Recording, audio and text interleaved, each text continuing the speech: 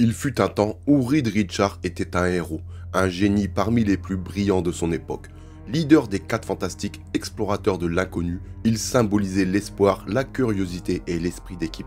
Mais les plus grandes ambitions naissent souvent des failles les plus profondes. Lorsque son univers a chuté, quelque chose s'est brisé en lui. Ce n'était pas seulement la perte de ses proches, mais la perte de son humanité. Il a abandonné ses idéaux pour devenir autre chose, quelque chose de plus, quelque chose de pire. Dans son esprit, il n'y a plus de limites, plus de règles, plus de frontières entre le bien et le mal. Seulement une vérité froide et implacable. La survie exige l'évolution, et dans cet univers, il est devenu le Maker. Bienvenue dans un voyage à travers l'esprit d'un homme qui a troqué sa foi en l'humanité pour une soif de contrôle absolu. Voici l'histoire de Reed Richards, devenu le créateur. Je vous souhaite donc un bon visionnage et bien sûr n'oubliez pas les amis de partager, de liker et de vous abonner. C'est parti. Dans les rues animées du Queen, où il a grandi en tant qu'aîné d'une fratrie de 3 enfants, Reed Richards ne tarda pas à démontrer une intelligence hors du commun. Dès son plus jeune âge, il dépassait largement ses camarades, ses professeurs et même les adultes qui croisaient sa route. Ses parents, bien que conscients de ses dons extraordinaires, peinaient à comprendre pleinement l'ampleur de son potentiel. Parmi ses rares amis, Ben Grimm joua un rôle de protecteur, défendant Reed contre les harceleurs de l'école, tandis que leur père, sévère et rigide, imposait à ses enfants une éducation austère, privant Reed et ses sœurs des joies d'une enfance insouciante. Alors qu'il n'était encore qu'un enfant curieux et avide de découvertes, Reed fit une percée fascinante. Il identifia l'existence d'une dimension mourante qu'il nomma la zone N. Avec une inventivité impressionnante, il fabriqua un oscillateur, un appareil ingénieux qui lui permit de scruter cet univers mystérieux. Quelques mois plus tard, alors qu'il n'était encore qu'en primaire, Reed saisit l'occasion d'une fête de la science organisée par la Midtown Middle School pour démontrer son incroyable invention. Devant une foule de spectateurs ébahis, il fit la preuve de sa capacité à envoyer des objets dans cette dimension lointaine. Cette démonstration ne passa pas inaperçue. Parmi les observateurs, un certain lieutenant Lupkin, un éclaireur au service du directeur de Mainland Technology Development, repéra immédiatement le potentiel hors norme du jeune prodige. Lupkin, chargé de rechercher les esprits les plus brillants parmi la jeunesse mondiale, comprit qu'il venait de découvrir un talent rare, une étoile montante destinée à accomplir des exploits exceptionnels. Reed Richards fut confié à la tutelle du célèbre scientifique Dr Franklin Storm qui dirigeait un centre unique en son genre, le Baxter Building, un établissement gouvernemental niché au cœur de Manhattan dédié aux jeunes prodiges. Le départ de Reed soulagea son père, heureux de se débarrasser de ce fils qu'il comprenait si peu. Dès lors, Reed ne vit que rarement sa famille, un détachement qui pesait sur son cœur malgré les liens qu'il tissa avec Susan et Johnny, les enfants du Dr Storm. Il trouva également un certain réconfort auprès de ses camarades et de son fidèle chien Einstein. Hanté par la nostalgie de son foyer, Reed canalisa son génie dans un projet secret. Il conçut un véhicule révolutionnaire qu'il surnomma le Fantastic Car. Cet engin capable de voler à une vitesse prodigieuse de Mach 7 et fonctionnant sans carburant, resta pourtant inutilisé, un simple témoignage de son imagination débordante. Pendant 5 ans et demi, il consacra son temps à l'étude obsessionnelle de la zone N, cette dimension énigmatique qu'il avait découvert enfant. Malgré ses efforts, il ne parvint pas à résoudre les complexités de son accès jusqu'à l'intervention d'un autre prodige, Victor Van Damme. Victor, avec son esprit aiguisé, corrigea les calculs de Reed et devint un allié précieux. Durant les années suivantes, les deux jeunes génies collaborèrent étroitement.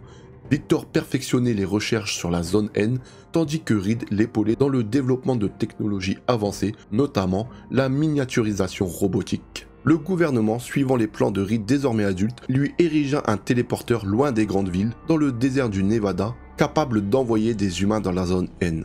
Le jour J arriva et tout ce petit monde s'installa. Il y avait des scientifiques, des militaires, etc. Dans un premier temps, il envoya une pomme dans la zone N, la zone négative, mais rien ne se passa comme prévu, car Victor introduisit en secret des modifications dans les calculs de superposition. Ces ajustements eurent des conséquences cataclysmiques lors de l'activation de la machine. Une instabilité incontrôlée créa un phénomène de déphasage qui dispersa Reed, ses proches et Victor lui-même à travers la planète. Reed se retrouva dans le désert, presque inconscient. Il reprena ses esprits, mais les militaires, pensant que c'était un monstre, fit feu sur lui. Le docteur Franklin Storm parvient à le reconnaître. Ben Grimm, lui, se retrouve au Mexique, aussi complètement métamorphosé en homme pierre. Quant à Johnny, lui, se retrouve en France, à l'hôpital, mais malheureusement, il mit le feu à l'hôpital car son corps entra en combustion. Reed, Johnny et Grimm arrivent à se réunir. Ils retrouvent Suzanne dans des égouts, avec les pouvoirs de devenir invisible, mais prisonnière d'un scientifique fou au nom de Arthur Milošević. Victor, lui, se retrouve au Danemark, avec la peau toute fondue, laissant place à une armure en titane en guise de nouvelle peau. Cet événement transforma radicalement chacun d'entre eux. Reed, Suzanne, Johnny, Ben Grimm et Victor développèrent des capacités extraordinaires, marquant le début d'une nouvelle ère pour leur vie et leur monde. Après cette mésaventure, Suzanne et Reed tombent amoureux l'un de l'autre et décident de se mettre en couple. Faisons un petit saut dans le futur. Quelque temps plus tard, Reed, Suzanne, Johnny et Ben se retrouvent rapidement confrontés à un adversaire, le docteur Milošević, le même super vilain qui avait fait prisonnière quelque temps auparavant Suzanne et qui avait été libéré par ses amis.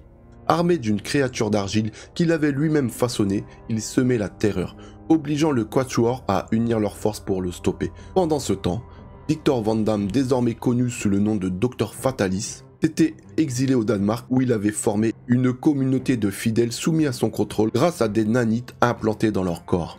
Reed, déterminé à libérer ses innocents, se rendit en Europe avec ses amis pour affronter Fatalis. Bien qu'il parvienne à briser l'emprise de nanites sur ses partisans, Victor refusa de les aider à inverser les mutations qu'il avait subies. Face à ce refus, Reed retourna à ses travaux scientifiques, perfectionnant son téléporteur vers la zone négative pour en faire un appareil encore plus révolutionnaire, capable de voyager dans le temps ou d'explorer des dimensions parallèles. Nos 4 héros réussirent à entrer dans la zone négative, et là-bas, ils rencontrèrent un ennemi puissant au nom de Nihil. Ils réussirent à lui échapper, mais celui-ci les rejoignit sur Terre. Le Quatuor fit sa première apparition publique en combattant Nihil lors d'une bataille spectaculaire à Las Vegas. Ce succès les propulsa sur le devant de la scène où ils adoptèrent le nom des 4 Fantastiques. Reed devient Mister Fantastique, Ben la Chose, Suzanne la Femme Invisible et Johnny la Torche Humaine. Dans cette première partie, nous avons exploré d'où viennent leurs pouvoirs et le nom qu'ils portent. Passons à la suite. Bien que célèbre par le public, Reed semblait chercher dans cette admiration une manière de combler l'amour paternel qui lui avait tant manqué. Cependant, sa vie personnelle fut mise à rude épreuve lorsqu'il croisa la route de Thanos, un tyran extraterrestre manipulateur. Sous son influence psychique, Reed se mit à concevoir un cube cosmique, un artefact de puissance inimaginable capable de modifier la réalité et de contrôler les esprits. Obsédé par son projet, il négligea Suzanne et devint agressif avec elle lorsqu'elle tenta de l'en détourner. Finalement, Thanos fut démasqué et son emprise sur Reed brisée, mais les dégâts étaient faits. Suzanne mit fin à leur relation, bien qu'ils finirent par se réconcilier après de longs mois. Reed, comprenant ses erreurs, envisagea même de lui demander sa main. Leur bonheur fut cependant d'une courte durée. Magneto, maître du magnétisme, lança une attaque dévastatrice en inversant les pôles magnétiques, provoquant l'inondation de Manhattan. Suzanne, poussant ses pouvoirs à leur limite, créa un immense champ de force pour évacuer les eaux, mais cet effort la laissa dans le coma. Plutôt que de rester à son chevet, Reed rejoignit un groupe de héros pour affronter Magneto. À son réveil, et découvrant l'absence de Reed, Suzanne ressentit cela comme une trahison. La mort de Franklin Storm, son père, dans l'inondation ne fit qu'aggraver les tensions. Pendant les funérailles, Reed fit une chose insensée. Il la demanda en mariage, mais Suzanne refusa. Après les funérailles, Suzanne rompit définitivement avec Reed et les 4 Fantastiques, ébranlés par cet événement, décidèrent de se séparer. Pendant ce temps, Suzanne prit les commandes du Baxter Building et Reed, accablé, choisit de retourner dans la maison familiale pour tenter de retrouver un semblant de paix. 6 mois plus tard, une version future de Suzanne Storm, connue sous le nom de Kang, entra en contact avec Reed. Celui-ci, sombrant dans une profonde dépression suite à ses échecs personnels, apprit avec horreur que la trajectoire actuelle de sa réalité conduirait à sa destruction totale. Cette révélation brisa son esprit déjà fragile. Désespéré et prêt à tout pour sauver son monde, Reed simula sa propre mort dans une explosion dévastatrice qui emporta sa maison et les derniers membres de sa famille. Il se réfugia alors dans la zone négative, un univers qu'il connaissait mieux que quiconque, et y prépara une série d'attaques contre ses anciens alliés et ennemis, déterminé à éliminer quiconque pourrait se dresser contre lui. Ses cibles furent nombreuses, le Baxter Building, la Roxxon Corporation, les Ultimates et même Spider-Man, Peter Parker, subirent ses assauts. Lors d'une confrontation au projet Pegasus où Reed tenta de s'emparer d'artefacts au pouvoir considérable, il fut découvert par Susan Storm. Elle tenta de le stopper, mais il la neutralisa violemment, la laissant grièvement blessée malgré l'intervention de Nova Rick-John. Bien que Susan survécut, l'attaque marqua un point de non-retour. Finalement, Reed fut vaincu par une coalition de héros unis, mais non sans subir une vengeance brutale de Johnny Storm, la torche humaine, qui lui infligea des graves brûlures au visage, en représailles des blessures infligées à sa sœur. Reed, isolé et piégé dans la zone N après la destruction de sa base, dériva abandonné dans ce vide infini. Cependant, il n'abandonna pas. Utilisant les cerveaux morts de ses anciens soldats comme ressources, Reed construit un système de téléportation rudimentaire qui lui permit de revenir sur Terre. Transformé par ses expériences, il prit le nom de Créateur et fonda une organisation qu'il appela les Enfants de Demain. Cette société de scientifiques dévoués avait pour mission de remodeler la planète en érigeant le savoir comme une valeur suprême au détriment de toute autre considération. Dans le nord de l'Allemagne, Reed bâtit le Dôme, une structure où le temps s'écoulait 1000 fois plus vite qu'à l'extérieur. En quelques minutes du monde extérieur, 9 siècles passèrent à l'intérieur, permettant aux enfants de subir des évolutions technologiques et biologiques spectaculaires. Sous la direction du Créateur, ils construisirent une intelligence artificielle consciente, la Cité, qui devint le pilier de ces projets. Forts de leur puissance croissante, les enfants lancèrent des attaques dévastatrices contre l'initiative de défense européenne, l'IDE, et les Asgardiens. Ces derniers furent écrasés et leurs sources d'énergie divine confisquées. Thor, désormais privé de ses pouvoirs, fut renvoyé sur Terre comme un avertissement au reste du monde. Le Créateur était invincible. Lorsque le Shield envoya Hulk, Bruce Banner, pour affronter les Enfants de Demain, Reed parvint à le manipuler et à le rallier à sa cause, renforçant encore son emprise. Pour montrer l'étendue de son pouvoir, il fit exploser une bombe à antimatière sur Washington DC, annihilant le président, le Congrès et tout le gouvernement américain. Cette attaque plongea les États-Unis dans le chaos politique, laissant la planète à la merci du Créateur. Cependant, ces plans furent déjoués grâce à l'ingéniosité de Tony Stark. Iron Man infiltra la cité en utilisant Anthony, sa tumeur consciente qui détourna les enfants contre leur maître. En unissant leurs forces, Stark transforma la cité en une gigantesque armure pour affronter un Hulk encore plus puissant grâce au sérum d'agrandissement de Giant Man. Pendant ce temps, Susan Storm, désormais déterminée à mettre fin à cette menace, parvint à vaincre Reed après une confrontation acharnée. Le Créateur fut finalement capturé et emprisonné, mettant fin au moins pour un temps à son règne de terreur. Plus tard, déterminé à préserver son existence et sa ligne temporelle, Kang, cette version alternative de Susan Storm, venue du futur, libéra le Créateur de sa prison. Avec l'aide de Vif-Argent, Pietro Maximoff et de Hulk, ils mirent la main sur les gemmes de l'infini, 8 artefacts capables de réécrire la réalité, dont 5 étaient déjà en possession des Ultimates. En un temps record, le Créateur utilisa les 5 gemmes assemblées sur le gant de l'infini pour remodeler la société mondiale. Sous son influence, les nations belligérantes furent pacifiées, l'économie fut réinventée en abolissant la monnaie, les brevets scientifiques furent annulés pour rendre la technologie accessible à tous, une énergie propre fut diffusée globalement et la faim dans le monde fut éradiquée grâce à une distribution massive de nourriture. Cependant, les Ultimates parviennent à stopper ses ambitions en protégeant les 3 dernières gemmes, déjouant également les plans de Kang. Après la disparition de cette dernière, Reed fut une fois de plus défait par Susan Storm qui mit fin à sa croisade. Peu après, la Terre 1610 fit face à une menace encore plus grande lorsque Galactus, le dévoreur de mondes de la Terre 616, attaqua. Tentant de se racheter, le Créateur s'allia à Spider-Man Miles Morales pour un voyage vers la Terre 616 et y découvrit un moyen de vaincre Galactus. Là-bas, il rencontra Valeria Richards, la fille de son double dimensionnel. Troublé par cette rencontre, Reed se surprit à envisager un avenir où il pourrait réparer ses erreurs, espérant même une réconciliation avec Susan Storm.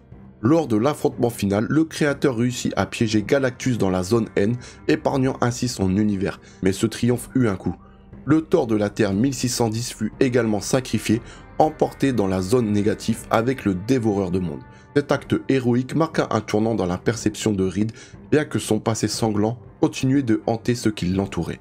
Les choses prirent une tournure plus sombre lorsque des univers alternatifs commencèrent à cibler la Terre 1610. Miles Morames, un Spider-Cochon interdimensionnel, avertit la Fondation du Futur, organisation remplaçante du Shield dissous après l'attaque de Galactus, que leur monde était voué à disparaître. Il révéla que dans tous les univers survivants, l'existence des enfants de Reed Richards et Susan Storm avait joué un rôle central. Face à cette vérité, la femme invisible envisagea un plan radical, extraire le matériel génétique du créateur pour concevoir un enfant capable de sauver leur réalité. Mais réticente à une telle solution, Susan Storm se laissa convaincre par Reed de recourir à un matériel génétique de Ben Grimm, son partenaire, pour procéder à une insémination artificielle. Pendant que ces préparatifs étaient en cours, Nick Fury approcha Reed pour qu'il rejoigne secrètement un nouveau Shield, chargé de trouver une solution aux incursions menaçant leur monde. Reed, désormais obsédé par ces collisions interdimensionnelles où deux terres tentaient d'occuper le même espace, se lança dans des recherches impitoyables. Dans une tentative de protéger la Terre 1610, il détruisit 67 mondes alternatifs, épargnant son univers mais laissant derrière lui un sillage de destruction. Finalement, l'enfant de Susan Storm naquit et ses pouvoirs extraordinaires repoussèrent instantanément toutes les réalités hostiles hors de leur dimension, sauvant la Terre 1610 d'une annihilation imminente. Malgré cette victoire, les incursions continuèrent. Lors de l'exploration d'une nouvelle collision à venir, le créateur fit face à la Cabale, une faction corrompue menée par le Namor de la Terre 616. Dans un ultime acte de pragmatisme, Reed choisit de rejoindre leur rang, espérant que cette alliance lui permettrait de survivre à la destruction imminente des derniers univers restants. Reed, désormais allié à la Cabale, utilisa les connaissances glanées de la Terre 616 pour concevoir un vaisseau capable de survivre à l'effondrement imminent du multiverse. Lorsque la Terre 616 et la Terre 1610 furent détruites, le docteur fataliste de la Terre 616, ayant accédé à une puissance divine en s'appropriant l'énergie des Beyonders, créa une nouvelle réalité, Battleworld, une planète formée d'éclats des univers disparus. 8 ans après l'émergence de Battleworld, le vaisseau de Reed fut découvert dans une région nommée Utopolis. Alerté par la Fondation du Futur, le corps de Thor, force policière de Battleworld, enquêta. Cependant, le vaisseau s'ouvrit accidentellement, libérant les membres de la Cabale et attirant l'attention des autorités locales. Bien décidés à comprendre ce nouvel environnement, Reed et ses alliés commencèrent à explorer Battleworld, mais leur incursion provoqua rapidement une confrontation avec le corps de Thor, alimenté par l'arrivée des survivants de la Terre 616. Le chaos culmina lorsqu'il fut rejoint par Fatalis lui-même et son bras droit, le Docteur Strange, désormais shérif de Battleworld. Dans un geste héroïque, Strange se sacrifia pour protéger les survivants, espérant qu'il pourrait trouver un moyen de restaurer le multiverse. Les deux versions de Reed Richards, le créateur et son homologue de la Terre 616, mirent de côté leurs différences pour travailler ensemble à la défaite de Fatalist. Profitant d'une attaque massive sur Fatalisted, organisée par des factions rebelles opposées à Fatalist, les deux Reed infiltrèrent son château pour découvrir la source de son pouvoir, l'homme-molécule, un être de pouvoir cosmique. Cependant, face à cette opportunité, le créateur dévoila ses véritables intentions. Considérant les liens émotionnels de son homologue comme un handicap, il le trahit en l'enfermant dans une bulle temporelle. Mais l'homme-molécule, méprisant l'arrogance du créateur, intervint. Dans un acte de brutalité déconcertant, il découpa littéralement le créateur en fines tranches mettant fin à sa vie. Avec la mort du créateur, le Mister Fantastique de la Terre 616 parvient à s'approprier le pouvoir divin de Fatalist. Aidé par son fils Franklin et l'homme-molécule, il entreprit de reconstruire le multiverse pièce par pièce. Cependant, dans un ultime rebondissement, le créateur, rééchappant mystérieusement de sa mort, retrouva un chemin vers la Terre 616, prêt à affronter de nouveaux défis dans cet univers restauré. Et croyez-moi, je reviendrai avec une nouvelle histoire sur ce personnage, car il va revenir bien plus puissant. En tout cas, j'espère que l'histoire vous a plu. Si c'est le cas, n'hésitez pas à liker, partager et vous abonner. Et nous, on se retrouve très bientôt pour une nouvelle vidéo. En attendant, prenez soin de vous et de vos familles. Peace out.